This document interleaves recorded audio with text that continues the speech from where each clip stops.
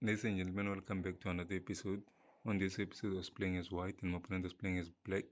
So without any further ado, let's get into it. I started with the bets opening, pawn to f4. My opponent responded with pawn to b6, preparing to bring out the bishop. Then I responded with knight to f3, continuing with the bets opening. My opponent attacked my knight. I ignored that, then played pawn to d4, the queen's pawn. Then my opponent took my knight. The best move here was to take back with this pawn to avoid the queen to come and check the king in the future. So this, if I took with this pawn, something like this would have maybe happened. Let's say I play knight here and then play queen to h4 with a check. Then I could block this if I didn't use this pawn. But in this position, I used the other pawn, which was an inaccuracy or an inaccurate move. Then my opponent continued with that line. Then I played pawn to e4. Then my opponent played check. Then my king now is supposed to move.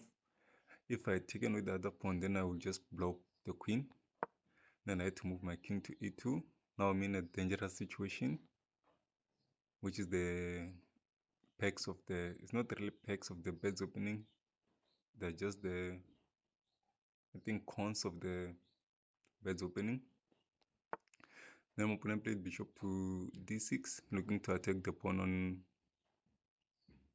on f4, which I played knight to c3, continuing with my development. Then my opponent took the pawn, then I took back with my bishop to f4. Then my opponent took back with the queen. Then I played bishop to g2, protecting my pawn. But it was also protected by the king. I was just avoiding if maybe my opponent will bring a knight to also attack that pawn. Then my opponent played knight to c6. Then I played pawn to d5, attacking the knight. My opponent played knight to e5. Then I took the pawn, and my opponent took back with their own pawn. Then I played king to f1. My opponent developed their other knight, playing knight to f6. Then I played knight to e2, attacking the queen. Then the queen moved back to h6. Then I played queen to d4, looking to capture the knight on e6. Then my opponent played queen to h5, protecting the knight. Then I played knight to f4, attacking the queen.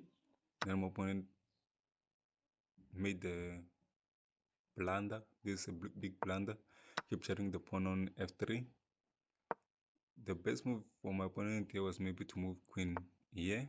I think this is also good. The black is still winning in this position. But then my opponent made a blunder, taking the pawn on f3. Then instead I played queen to a4 with a check, which is the best move. Then my opponent played blocked with the pawn to b5. The pawn is also protected by the queen. If I take with my queen, then I'll lose the queen. So I had to take the queen first. Then I take the queen. Then my opponent took my queen. Then I take the knight. Now I'm one piece ahead. In this position, the computer liked it better if my opponents first took the pawn on h2. At least the pawn dies with some material. But then my opponent didn't do that. Instead, they took the queen, then took their knight, and then they take my hand, then I take back with the bishop. Now I'm winning. So that blunder really affected my opponent. My opponent was leading, and my opponent is still leading in pawns in this position because I have 5 pawns and my opponent has like 7 pawns. So my opponent was leading me. If I didn't have the bishop, I was losing this game. But then my opponent made that blunder. Then my opponent castled the king side. Then I played pawn to e5. My opponent then attacked my bishop with pawn to g6. Then I moved bishop and attacking the rook on a8. My opponent moved the a rook to b8. Then I played pawn to b3. My opponent went for this pawn exchange here. Then my opponent moved the pawn. I don't understand what was my opponent doing moving the pawn there. Then I just take the pawn, which is an obvious move. Then my opponent played rook to d8. Then I played bishop to e4. Then my opponent made this. I want to say dumb blunder because this is a stupid blunder, but I don't want to be rude. But still a stupid blunder because I am attacking the square. That's why the rook moved from that square. But my opponent just went back to the square that I was attacking the rook. Then from this position, I just took back with my rook. And now I was just winning. There's no way black can win this position. Even if my eyes were covered, I'll still win this position.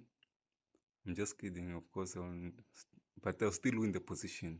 So in this position, black just resigned because there's no way of winning the game. So that was the game. And I think that's it. So please subscribe, hit that notification bell, like, comment, and until we see each other on the next one. Thank you for watching.